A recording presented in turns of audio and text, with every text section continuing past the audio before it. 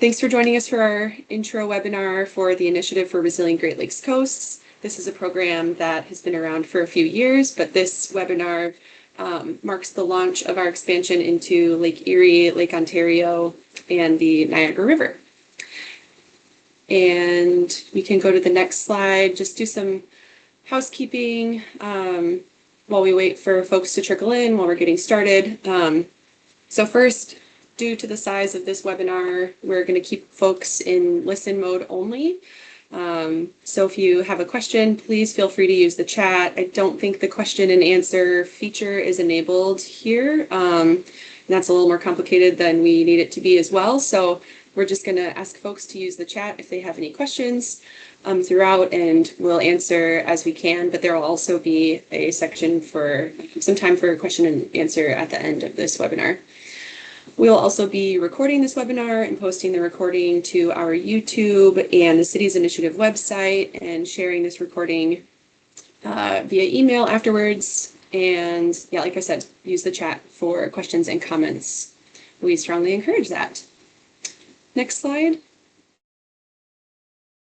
Great. So I'm just going to go over our agenda here. We're going to go through introductions, talk about the background context for this program, and then give an overview of the program, its different components, and hear from some past participants about their projects, and just give an overview of the different projects that we've done so you can understand the breadth of the different types of challenges that we address and solutions that we implement through this program.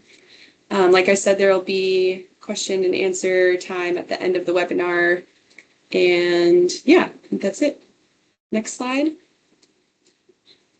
So first I'll introduce myself. My name is Zoe Kuntz. I'm the Senior Coastal Programs Manager at the Great Lakes and St. Lawrence Cities Initiative. The Cities Initiative is a coalition of over 300 member municipalities, and we're working towards restoring and protecting the Great Lakes and St. Lawrence River Basin. I'm going to let my colleague Bridget Brown introduce herself really quickly. Bridget? Hi, everyone. Good morning. I'm Bridget Brown, the Chief Programs Officer with the Great Lakes and St. Lawrence Cities Initiative. It's great to see you all here today, so welcome, and look forward to the conversation. Thanks, Zoe. Thanks, Bridget. Our other key partners for this program are our partners from NOAA's Office for Coastal Management, Becky Nicodemus and Kiata Zuccarino-Crow. They would be here if not for the government shutdown, but they are the other face of this program. They play the key role in supporting this partnership between the Cities Initiative and NOAA. And they'll be our key partner through this program for the next few years. The other partners involved in this work are Dewberry and Limnotech, and added subject matter experts as the need arises. But the bottom line is that there's a really impressive team set up for the technical and logistical aspects of this work. And next slide. The other key partners are, of course, the local communities and municipalities themselves, and we'll actually get to hear from two of our municipal partners and local champions that have participated in our program later on in this webinar. Just want to highlight that the collaborative nature of this program is key for designing fundable and effective projects that meet the needs of coastal communities and reflect their priorities. And now that you know who is involved in this partnership, we'd like to know a little bit more about each of you. So if you could please enter into the chat your agency, your organization, affiliation, your role, and your location, that would be great. We want to know who's here and hear from you. So just give that a minute.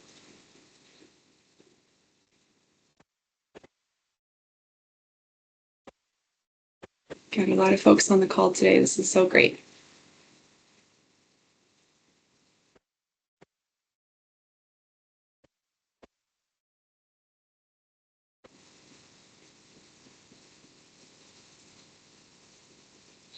Awesome. Yeah, happy to see so many folks from the Lake Erie and Lake Ontario basins, given that, we haven't done any work there through this program in those regions. So welcome. Lots of familiar faces that have supported the initiative in the past as well. Great. Feel free to keep introducing yourself if you haven't. And Bridget, I think we can move on to the next slide.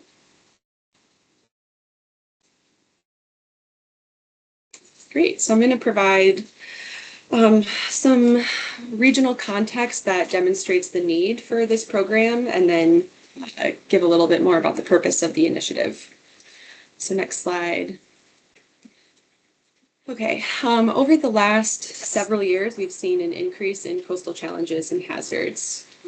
So as you likely know, water levels in the Great Lakes are naturally variable with cyclical highs and lows, but climate change is exacerbating these fluctuations and leading to less predictable conditions and more rapid fluctuations. And this leads to more severe coastal storms, wave action, more frequent and intense flooding along the coastline, and more significant erosion and coastal sedimentation.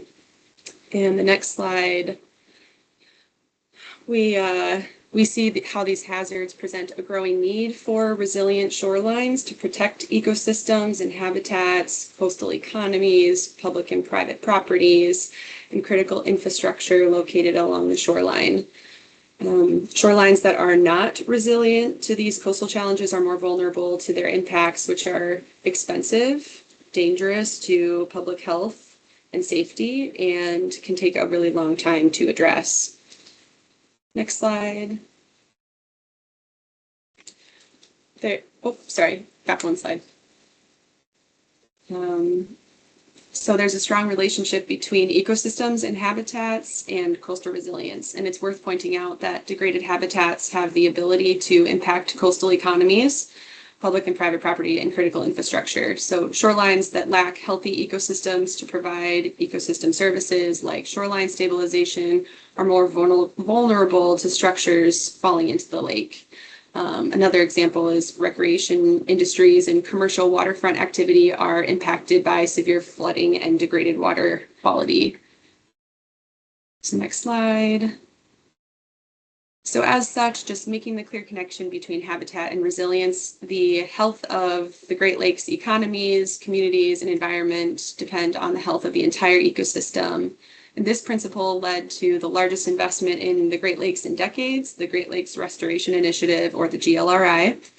The GLRI is what funds our program, the initiative that we're discussing here today, and it focuses on addressing, or the program that we're discussing today focuses on addressing the GLRI's habitat and species goals. So yeah, healthy habitats create resilient communities and provide life-sustaining benefits like clean air and water and the other things I've already mentioned. So next slide. All right, we're seeing a growing interest in resilience initiatives and implementing nature-based solutions and habitat restoration projects to increase resilience to coastal hazards. Through our work at the Cities Initiative and talking with and surveying our membership in our coalition, we understand that the biggest barriers to addressing these coastal hazards and implementing resilience projects. Local communities are on the front lines and their capacity and expertise are limited, and funding and other support are limited and require resources to take advantage of. So there's obviously a lot of work to do, and we have really taken advantage or taken on addressing these needs in our Great Lakes communities over the last several years. Next slide. So with that, we're launching the initiative for Resilient Great Lakes Coast expansion into Lakes Erie and Ontario and the Niagara River. The goal of this initiative is to build coastal resilience by supporting locally driven, nature-based shoreline projects in the Great Lakes. We started in Lake Michigan in 2021, expanded to Lake Superior, Huron, and Lake St. Clair in 2024. And like I said, this webinar kicks off the expansion into the remaining Great Lakes. The initiative aims to build coastal resilience the coastal resilience of the natural shoreline and communities using nature-based approaches. Our approach of this initiative is to work directly with local communities, municipalities, and to understand your concerns and priorities and build your capacity to develop site-specific projects that restore, protect, and enhance habitat. Next slide. So I just want to give an overview of where we've been with the initiative so far. So this here is a map that highlights the 25 different projects, their locality across the basin.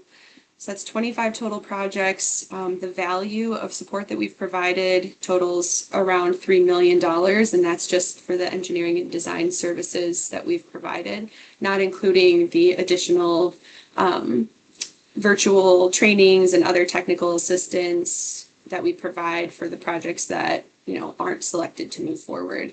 And I'll get more into the detail about what I mean by that. But those 25 projects come out to about $3 million worth of support. And obviously the number of the dollar amount for the value of the project once implemented is much higher than that. We've designed solutions for just about 700 acres of coastal habitat to be restored, and similarly 12 miles of shoreline habitat enhanced through our designs. So a lot of great numbers to talk about. I'll talk about the process and the various parts and pieces of this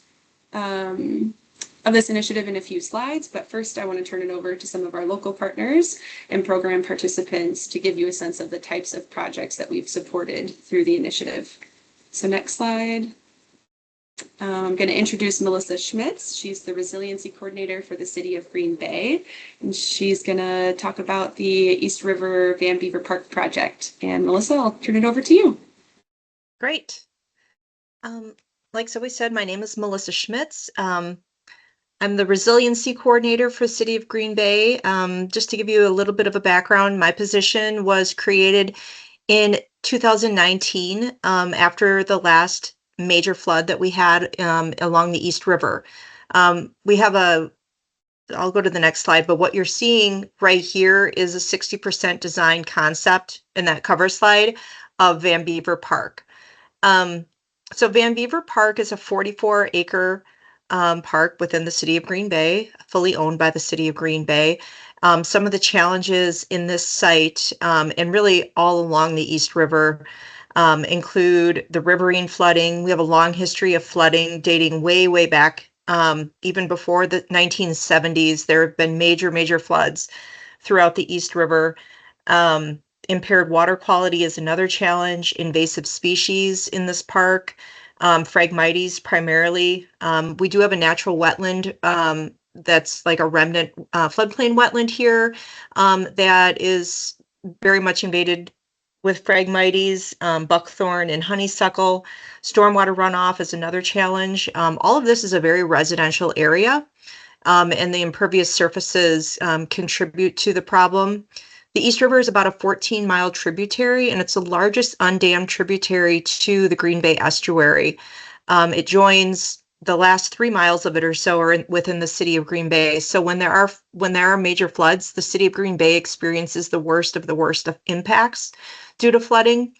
The picture to the left is from that 2019 flood, which was really a set of perfect circumstances, which included rain while the ground was still partially frozen. There was still ice pack on the river, and so the spread of the flood went very, I can't remember the exact number, but there was evacuations and there were houses that were condemned because of this flood. So that was an early spring flood. The other thing that I did mention coastal erosion, but there is quite a bit of stream bank stabilization work that needs to be done to be able to make this more resilient to the fluctuating water levels, which is also another challenge.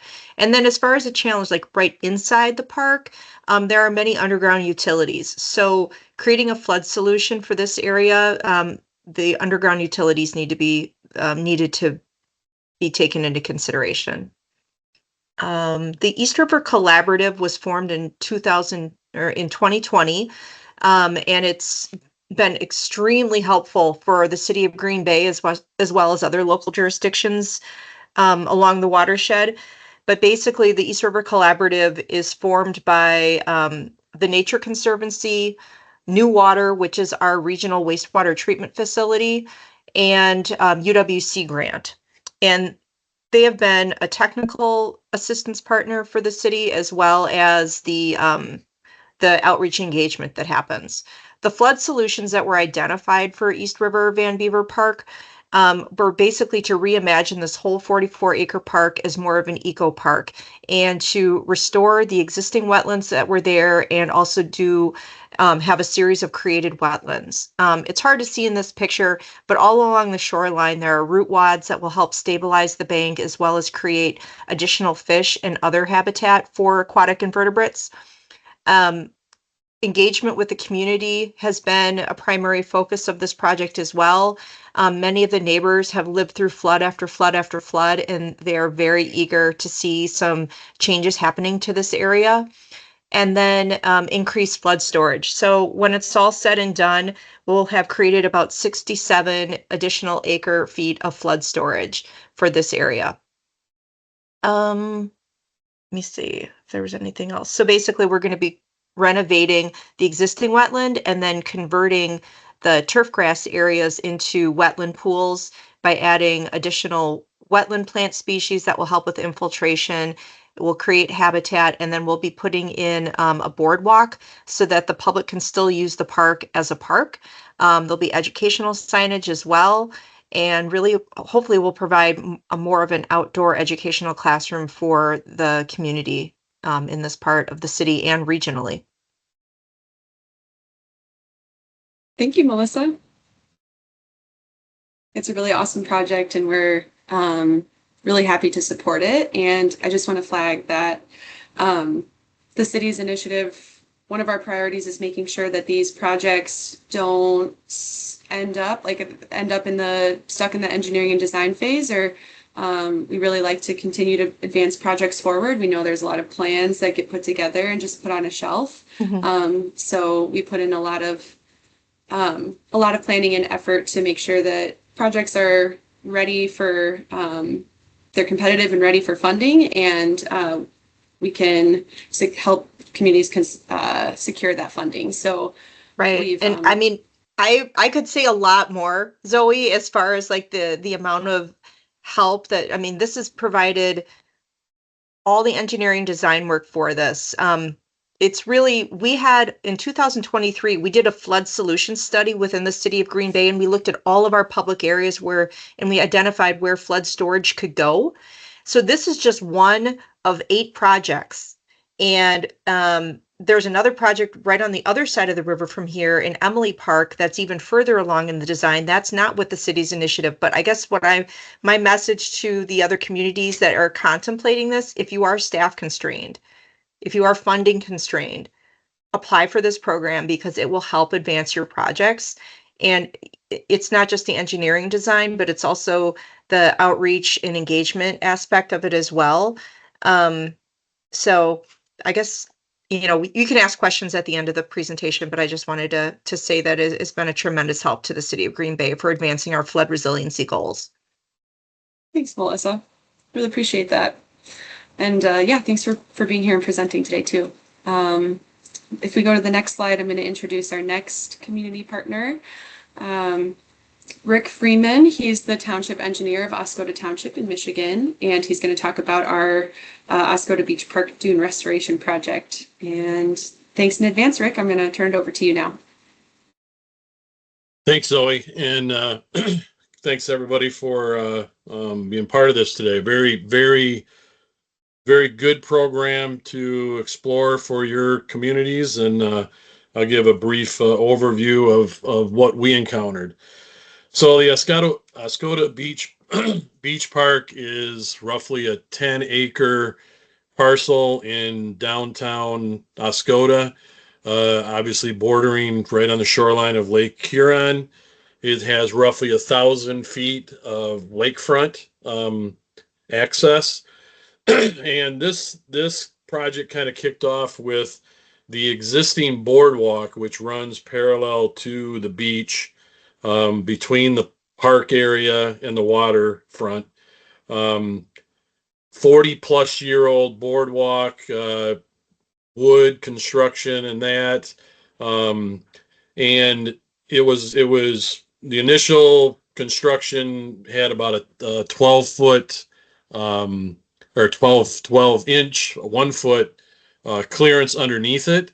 And over the years that, as you can see in this slide, with wind erosion and the high water, lake levels, sand has built up underneath the boardwalk, furthering and accelerating the deterioration of the boardwalk. So we were successful in securing a Michigan Natural Resources Trust Fund development grant to reconstruct the deck of the boardwalk. But part of that was obviously we were going to need to excavate the sand that had built up underneath it and such. And in conjunction with this, in 2019, we had lake levels were a lot higher. We had a couple of storm events that pushed waves up to the boardwalk, flooded the area. And then we also, on the west side of the park, the storm water in that area is all sheet flow to the park area. And again, a couple of significant storm events caused some heavy localized flooding in that area, in that part of the park. So that's just to the left of this photograph here as far as that goes. So we had high water levels from the Great Lakes. We had wave action, a buildup of sand over several years, deteriorating boardwalk, and then we had a stormwater runoff issue on the west side of the park. So as part of moving forward with the boardwalk project, we were introduced to the Great Lakes and St. Lawrence City Initiative program that we're discussing here today, and looked into it to provide possibly the design for the what we thought is we're going to have a lot of excess sand during the boardwalk construction, and the thought is that we would construct a dune between the boardwalk and the lakefront to use that excess sand that is on site, and also provide a barrier for future wind erosion issues, lake level, waves, and all of that. And then by the fact that we would be able to use the sand that was under the existing boardwalk, we would get that separation of the boardwalk and the sand underneath to keep the future boardwalk in good working condition and not accelerate any deterioration on that. So in teaming with the initiative and Dewberry and Limnotech, we came up with the dune construction, as you kind of see there. But along with that, the thought was to stabilize the dune would be to get the sand fencing as part of stabilizing it, native dune grass, and then also install native trees, and along with the rain gardens to provide possibly a more natural bird habitat and sanctuary, just again enhancing the park aspects along with this. So again, we've worked with Dewberry and Limnotech and also NOAA. Appreciate their efforts because we're pursuing a grant through them. As I said, we've got the grant for the boardwalk reconstruction with the state finalizing their budget. We'll be looking at putting the boardwalk and this dune project and rain garden project together in a bid package coming up the spring of next year, around April of 26, with the design that Dewberry and Limnotech have provided us. We'll be able to carry that through to construction and working with the community because, as I said, this is a very high-profile area, high-profile visitor area for tourism. We've had a lot of interaction in the documents that have been provided. Conceptual documents have helped us with the public input, public presentation of this project, and the public is very excited about it. And we're looking forward to getting this built by the end of 2026. That's all I had. Thank you, Rick. Thanks, Rick and Melissa, for sharing about your projects and joining us today and sharing about your experience with the program. It's really helpful to have that local perspective in the webinar, so appreciate it.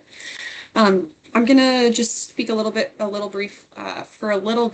briefly on a few additional projects that we've designed just to give you all a better sense of the breadth of the sites that we've supported so far. So first, this is a rendering of the engineered design for Lincoln Park South Lagoon in Chicago. The lagoon is connected to Lake Michigan through a harbor, so it is protected in that it is a lagoon, but it still experiences the fluctuation of the lake levels of Lake Michigan. In the lower right-hand corner here, you'll see a photo of the current condition of the deteriorated wall there at the lagoon. And so this design includes softening the slope of the shoreline and adding a living shoreline with the stone sill. So we still have some of that hard armoring, traditional conventional hard armoring, but doing some softening and adding habitat features. So it will also include the timber pier to maintain people's access to the water, ability to be near to the water, as you can see here in the rendering. And yeah, we can go to the next slide. The next site here is the Bayfront East Living Shoreline Project in Petoskey, Michigan, which is in the Little Traverse Bay of Lake Michigan. The current failing revetment and erosion at this site is shown in the lower right-hand corner here of this slide. This proposed engineered design for the site is to soften the slope, install a cobble beach that can absorb wave impacts better. And it's also reflective of the natural undeveloped areas of the bay as well. This design also includes a backshore pool that will be planted with native vegetation and collect woody debris at large storm events and help deal with stormwater runoff and just add additional pollinator habitat as well, which the city was very interested in exploring. And the next slide. Okay, so this is the final site that I'm going to talk about, but you can see a full list of the sites that we've supported on our webpage, and we can put the link to that in the chat. But yeah, there's more information about the other projects that we've supported there. But this project is the McCormick Bluff at the Jean and John Green Nature Preserve in Illinois along the open shore of Lake Michigan in Lake Forest. The bluff erosion here has accelerated in recent years due to the high lake levels and historic hardening of the shoreline to just north of the site. And the goal here is to slow the erosion process, but not totally halt erosion because bluff erosion is a natural process. This design includes root wads at the toe of the bluff and includes native bluff plantings and submerged rock reefs that mimic naturally occurring shoals in Lake Michigan. We provide provide aquatic habitat and, like we said, help slow the erosion process and protect the shoreline. And the next slide. Okay, so now that we've gone over the goal of the initiative and we've gotten a better sense of the types of sites that we have supported through this program, I'm just going to give a few additional details on the parts and pieces of the program and go over the timing of each. We'll also, Bridget just put it in the chat, we put a form where you can indicate your interest in getting involved, and this is how we will communicate about the different pieces of the project moving forward. So the diagram on this slide is one representation of the project in the process. This is what we call the project implementation pipeline. So if you think about the life of a project being implemented from early concept, the very first idea of just addressing whatever challenge you're experiencing at the shoreline all the way through construction implementation. So we're really focusing on these second two squares in this pipeline, helping site-specific projects move through or from the concept phase through engineering and design. And we typically go to 60% engineering and design or 60% construction ready status. So that means that the project will still need to get final engineering and design typically before moving forward to construction. But before we get more into engineering and design, we provide training and technical support to help communities move their project ideas forward. So Bridget, next slide. Thank you. So here are the different steps of the initiative. It's broken down into 2 phases. But before I get started on that, I just want to emphasize that none of this participation has a cost to you to participate. It's completely funded through the Great Lakes Restoration Initiative, and all that a community would need to contribute to participate is their time. So phase 1 of this work starts with training, and I'll talk about training more in the next few slides. After we do the training, we offer one-on-one technical support. This technical support is available to any community that's participating in the program, and it's intended to help participants think through the nature-based approaches that would address the challenge they're experiencing at their specific site. So approaches that address erosion, flooding, habitat degradation, and the other coastal issues that you're experiencing. The technical support is customized to what you want to discuss. So we do it we schedule in a window of office hours to have that one-on-one support. And like I said, it's customizable. So it could be about understanding what coastal data are available to you to help put together your project proposal, can provide engineering insights, including things like costs and monitoring and maintenance considerations. We know working with municipalities especially that those cost monitoring maintenance are some of the biggest concerns with designing and implementing nature-based solutions. So it's great to have that technical support available to you at no cost to just understand the relative cost of different options that you might be interested in exploring. That technical support is largely provided by our contractors at Dewberry and Limnotech, but depending on the topic, our partners at NOAA or us at the Cities Initiative are also available to provide support. And what else? So during that time, we'll also be asking participants to document and submit your initial site-specific project ideas. Technical support can help you put that proposal together. And the process of documenting this will be relatively straightforward, and we will talk about this at a future webinar where we'll go over, I say proposal, but it's not a large grant proposal or anything. It's a worksheet, an online form to fill out just to capture the different project features. So we have it on our end, easy to understand what you're planning, and we'll talk more about that later though. So like I said, we'll be hosting a series of webinars and workshops for participants that submit these initial project ideas. And those workshops are the last step of this first phase. They help refine the site-specific project ideas and provide an opportunity to network with other communities that are facing similar challenges and communities that are considering similar approaches to addressing those issues. So at the workshops, we'll have subject matter experts to kind of help vet your project and refine it and make it as competitive as it can be before you submit your final worksheet to be scored in phase 2. So after the workshops, there'll be some more time, to integrate that feedback from the subject matter experts into your projects and resubmit your final project ideas.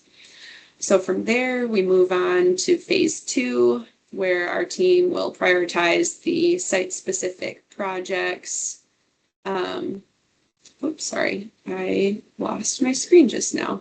We'll move into phase 2, where our team will prioritize these site-specific projects, and we will score them, and then the projects that get selected to move forward will enter the engineering and design phase. So next slide, Bridget.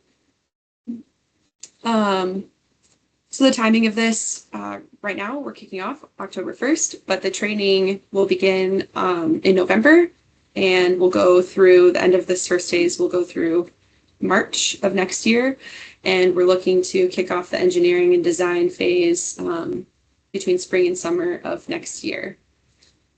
And then, yes, the engineering and design phase typically takes about a year. So we're looking to wrap up the engineering and design by summer of 2027.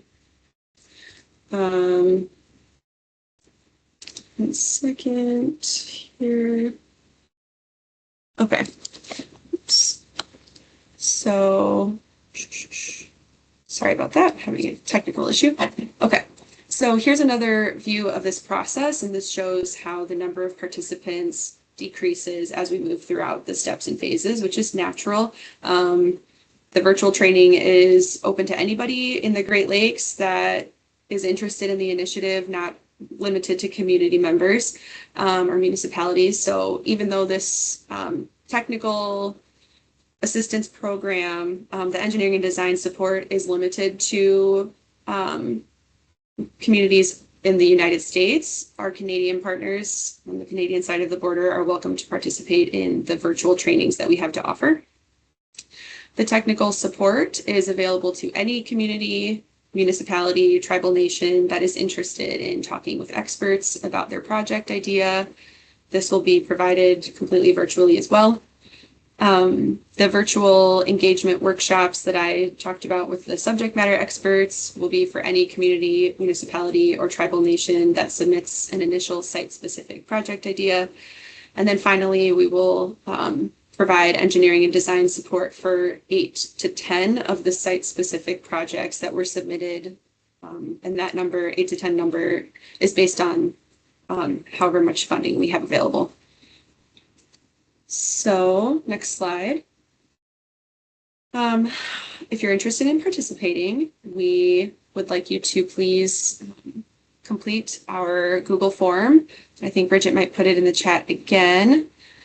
So by filling out this form, you are expressing interest in this program and expressing that you would like to continue to receive communication on this program, starting with the first training. So I invite you to fill it out, even if you're still thinking things over. You can always opt out later as needed, and filling out the form does not commit you to anything.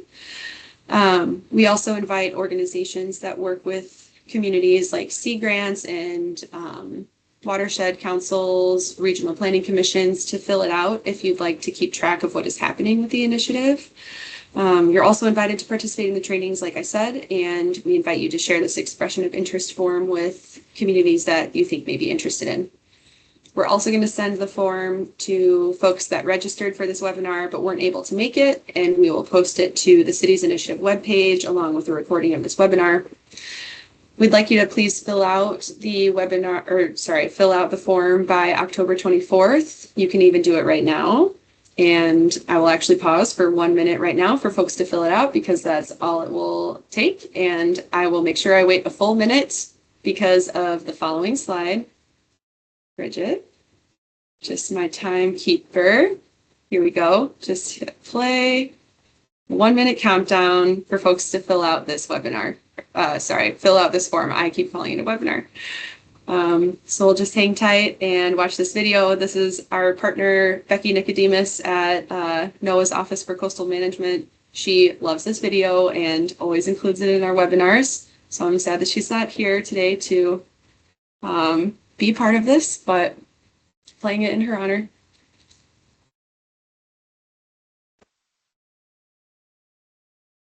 So for folks that are just joining here, we have a link to the expression of interest form in the chat, and that form is how you'll receive communications about this program moving forward.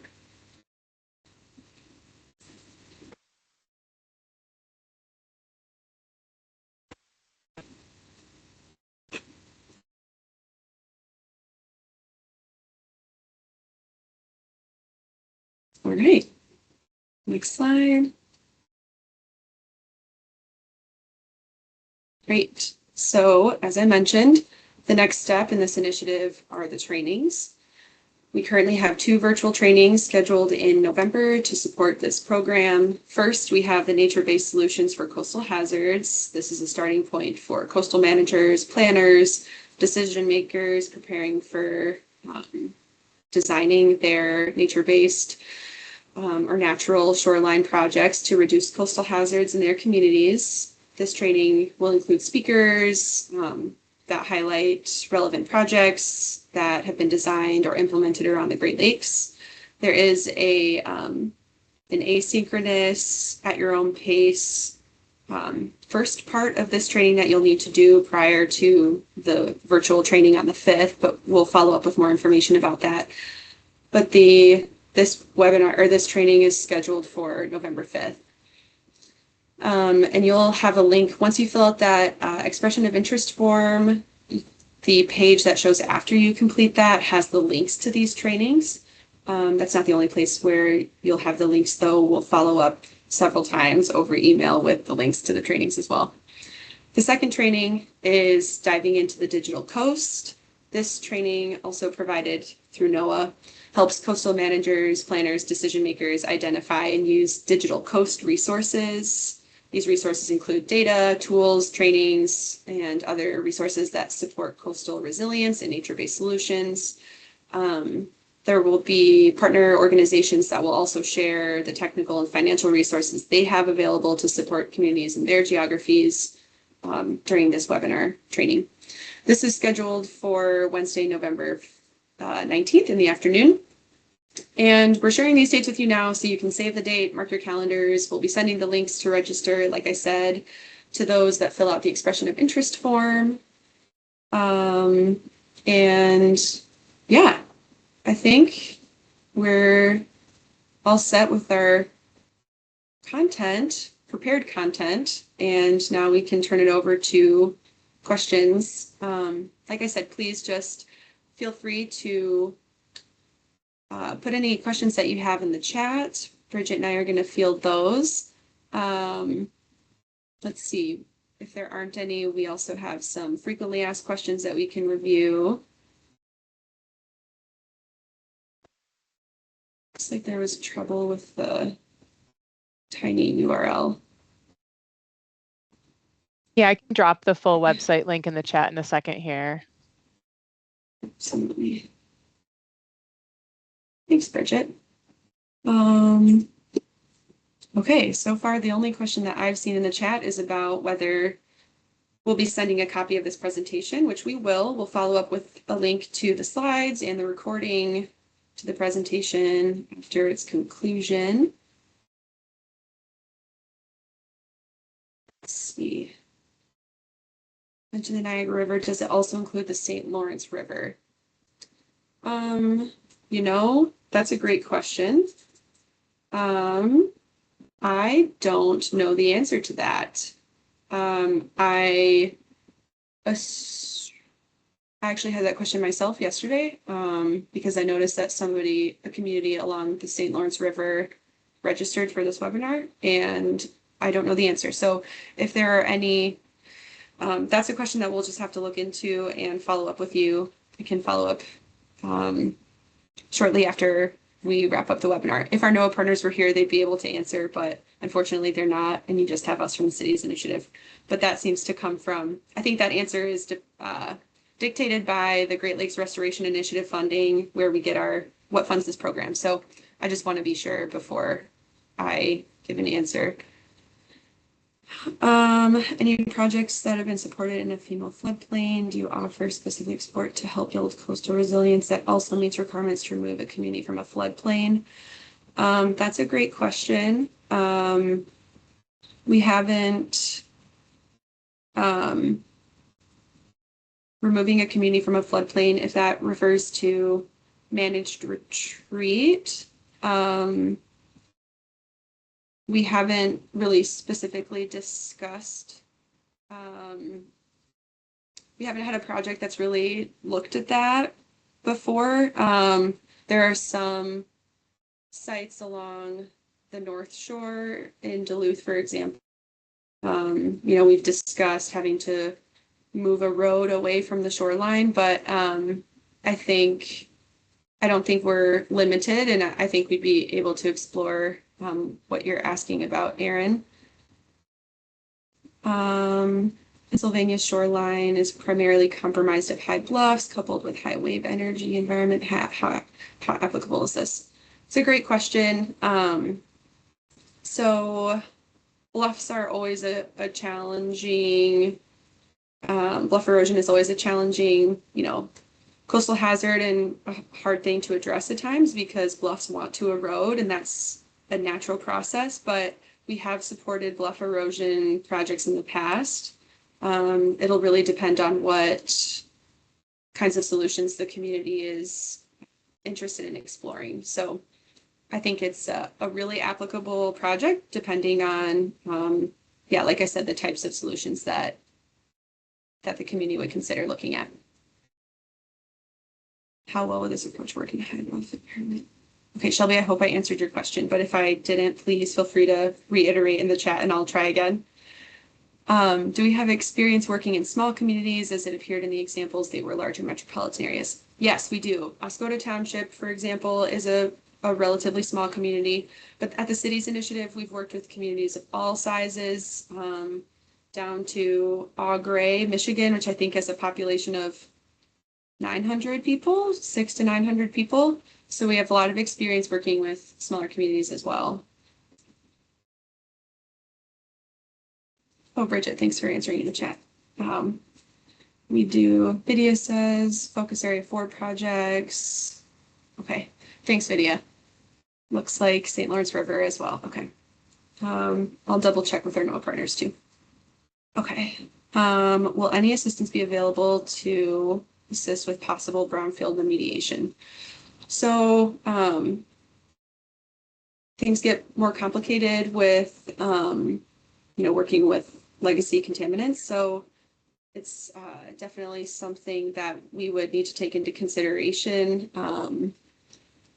But I would say, yeah, it just depends on where the site is at in terms of what contaminants you're aware of. And that's something that we can talk through through technicals, further technical assistance.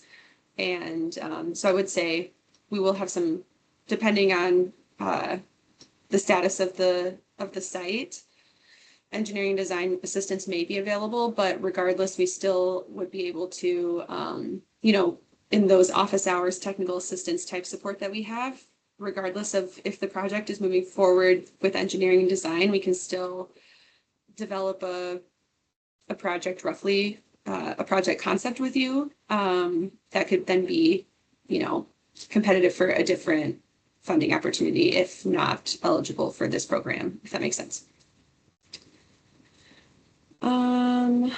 Limited to shoreline specific projects, can it include stormwater and sanitary overflow during wet weather events? Yeah, we do stormwater management, green stormwater infrastructure focused projects that aren't directly on the shoreline. That's a great question. Does this program support gray infrastructure project implementation? For instance, a more typical bank stabilization effort, say with sheet pile wall, or does there need to be elements of nature-based? Okay, great question. So yes, there do need to be elements of nature-based solutions. These projects do have to benefit, do have to address the habitat and species goals of the Great Lakes Restoration Initiative, but that doesn't mean that we won't design for gray infrastructure as well in the project. But for it to be competitive for the program, it does need to include some nature-based solutions. So for example, we're working on a project in Lake St. Clair right now that is restoring, removing some hardened infrastructure to create a living shoreline along the majority of the project site, but we're also reinforcing the hard armoring at the terminal end of the little peninsula that we're working on as well. So we're not naive in that nature-based solutions are the the end-all be-all gold ticket solution for every challenge. So we definitely do implement gray hybrid solutions as well in our designs for the project.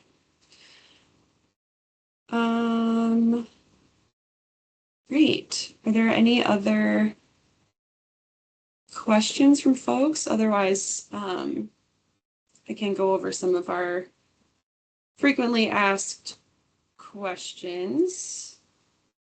And we'll also be putting an FAQs document on the webpage for this initiative to just go over additional questions that folks might have that they didn't realize that they had. Bridget, I saw you unmuted yourself. Did you have anything you wanted to add? No. I was just going to, I was just going to say I can reshare my screen when you're ready for the FAQs. So Oh, I'll great. just put that up. Yeah. Sure. I think you hit all the questions in the chat.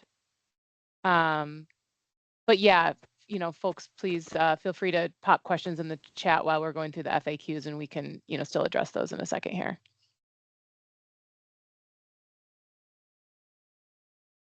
Great, thanks, Bridget. So these are the questions that we get asked over and over again, even with communities that we are actively working on a project with through this program. So just the biggest one here is this is not a funding opportunity. You are not applying to get funding for your community to do a project. This is a funded opportunity. This is a fully funded program, no cost to the community, but NOAA holds the contract funded by the Great Lakes Restoration Initiative with the technical support contractors that will be doing the engineering and design. So there's no contract between the city's initiative and the community, no contract between the contractors in the community or NOAA in the community. Yes, let me know if there are any questions about that, but that is one that comes up over and over again. Some of our coastal resilience programs at the city's initiative are limited to the members of our coalition, but this program is not one of those. So in other words, a community does not need to be a member of the city's initiative to participate in this program.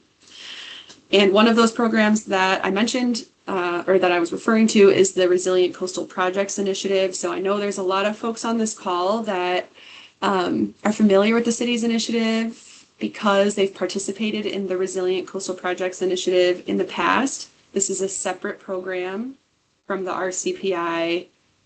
We work with some of the same contractors, and we have advanced projects that we've done that early planning with through the RCPI, through engineering and design, through this program. So that's a really great way to continue to advance the project if you have one that we've worked on through the RCPI. So yeah, just shout out to the RCPI participants, and I'm really glad that you're here, and I'm hopeful that you're here because you're interested in moving your project forward. But the two initiatives have very similar names, and so there's often a lot of confusion. So that's just another common question that we have. And just going to check the chat quick, see if there's any more. Awesome. Okay, well, Bridget, if you want to show the next slide. Oh, the difference between the two initiatives. Great question. The Resilient Coastal Projects Initiative focuses more on that early design. If you go back to that project implementation pipeline, you know, this initiative that we're talking about today focuses on early concepts and engineering and design. And the Resilient Coastal Projects Initiative, most of our work through that program is for less mature projects, that very early stage planning, where a community just doesn't really, they know they have a coastal challenge and they don't really know where to start. And so we can brainstorm solutions together and then kind of produce a narrative report that outlines some solutions that they should explore. And that program is actually also continuing to support communities in Michigan. So if there's anybody on here who's interested in that, please feel free to shoot me an email. But yes, they're very similar, both providing technical assistance, but they focus on different phases of that project implementation pipeline. All right. If there aren't any other questions right now and something comes up later, please feel free to send any questions that you have our way. Thanks, Bridget. Awesome. All right. If there are any other questions, I think I just want to say thanks to everybody for joining us today. And we look forward to getting to work with you more and learning about the potential projects that are out there and see which projects we can move forward. Thank you. Thanks, everyone.